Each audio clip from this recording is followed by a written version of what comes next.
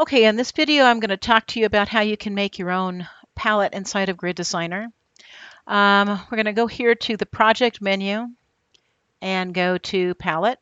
Okay, and that will bring up a list of all the palettes that are predefined in the program. Okay, some of these correspond to specific things that you can purchase, and some of them, like these up here at the top, things that are labeled general, are just my general groupings of things that I wanted to use.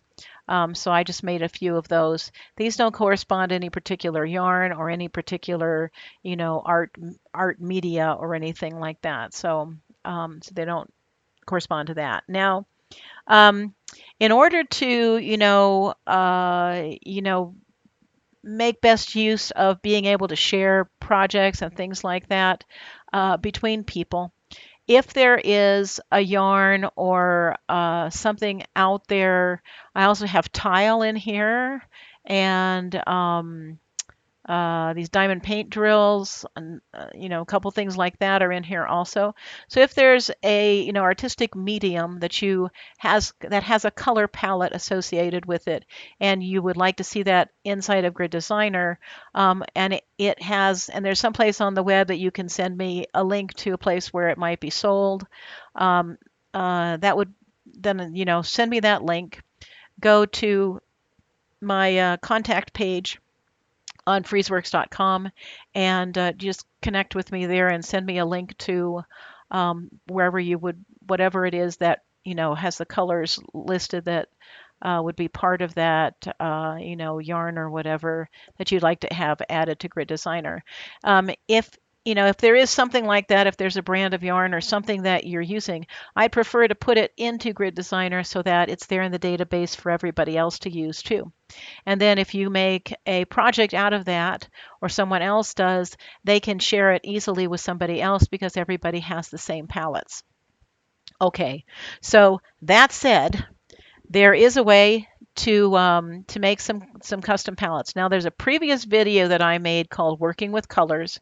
It's an old video, and but it does basically show the types of things you can do in terms of customization in here. There is one custom palette up here, which you can put any colors in you want. Into Edit Palette, and it shows in that video, Working with Colors, all about how to add colors and hide them and remove them and stuff like that. And then there are these regular palettes that are down here, and any of those can actually be modified too. You can hide colors in them, you can add colors to them, and you can do all of that kind of stuff. And all of that stuff is shown in that original video. But what you couldn't do at that point was you couldn't give the palette that you were creating your own name. So since I added something called the grouping function, and this was originally created so that you could group multiple palettes together and make a group that's all together. And in that group, you can actually put your own name in for that particular group. And so I think that is a really good way, actually, of creating a custom palette.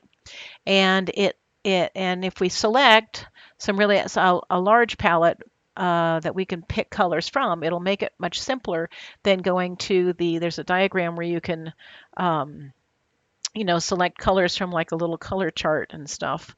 But I think this is going to be very useful to just do it the way I'm going to show you here.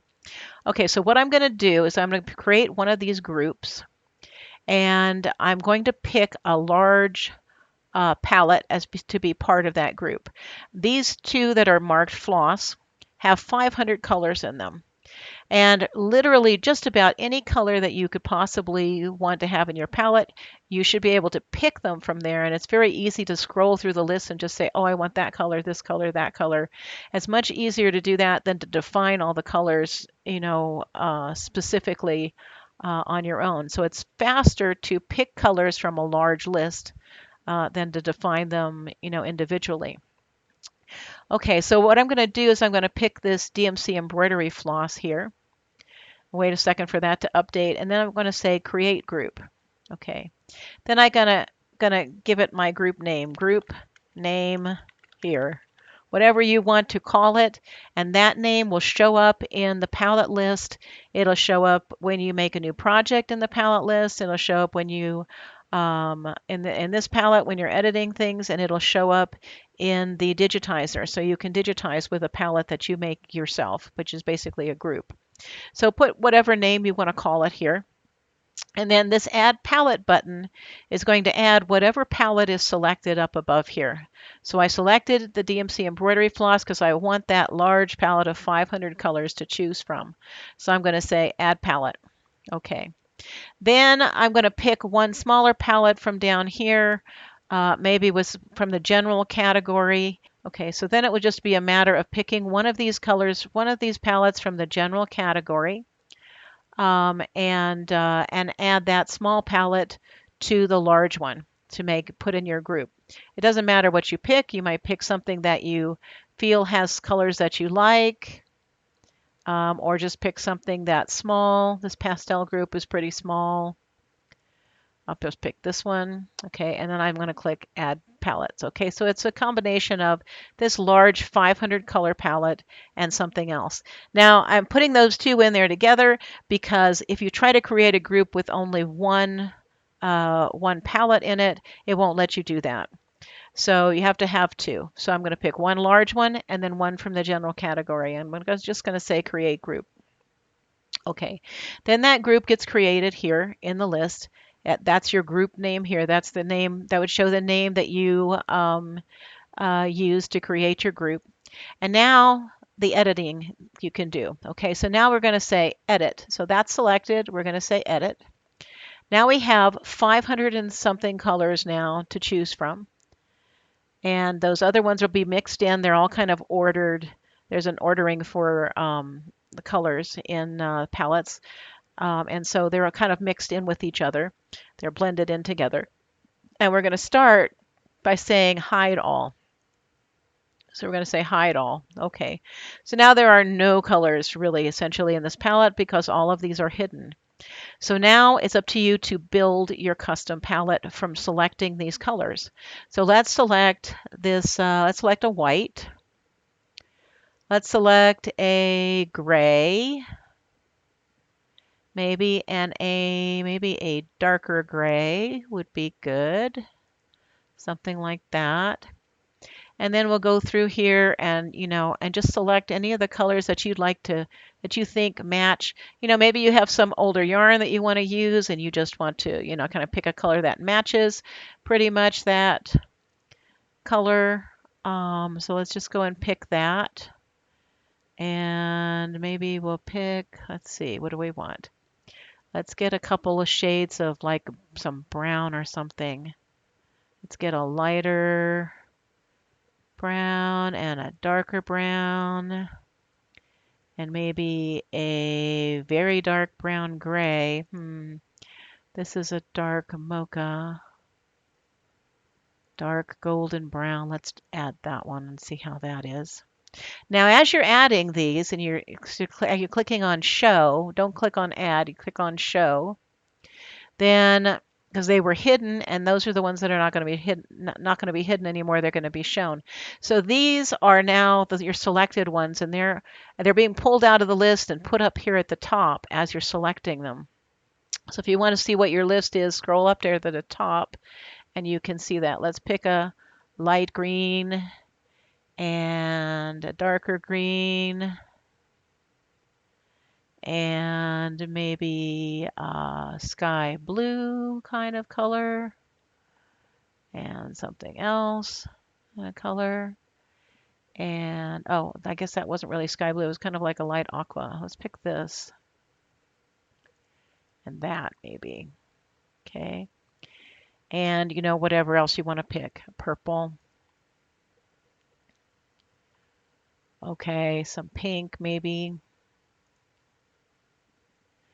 And maybe a nice bright red. It says very dark rose, dark melon, What should we do? That one says bright red. We'll pick that. Okay.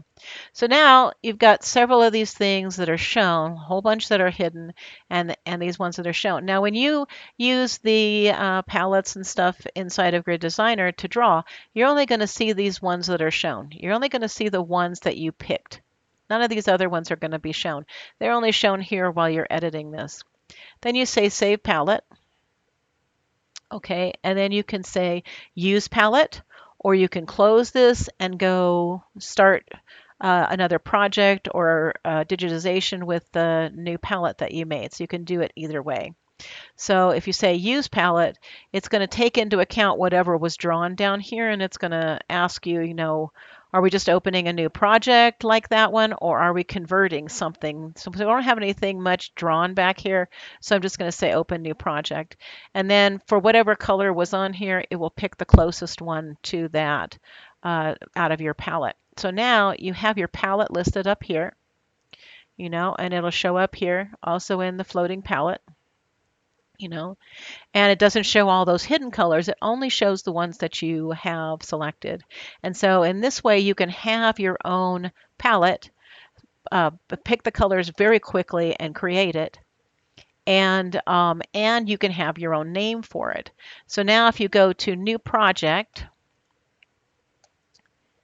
you will have that name here in the list, and you can create a project that's with that palette.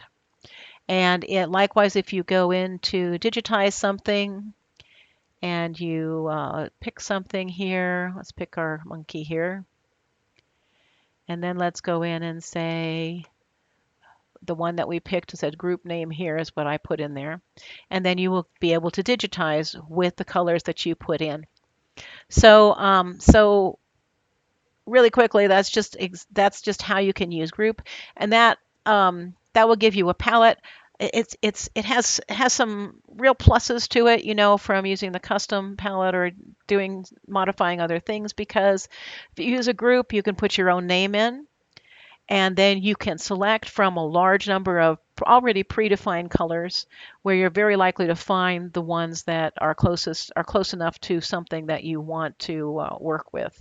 And so I think that's a really quick way to go ahead and make your own palette.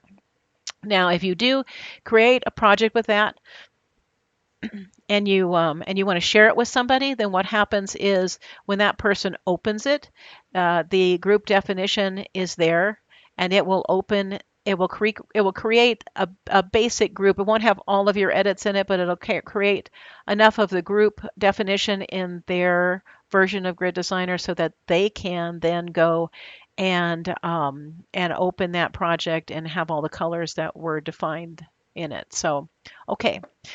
So that's about it. Thanks very much for watching. Bye-bye.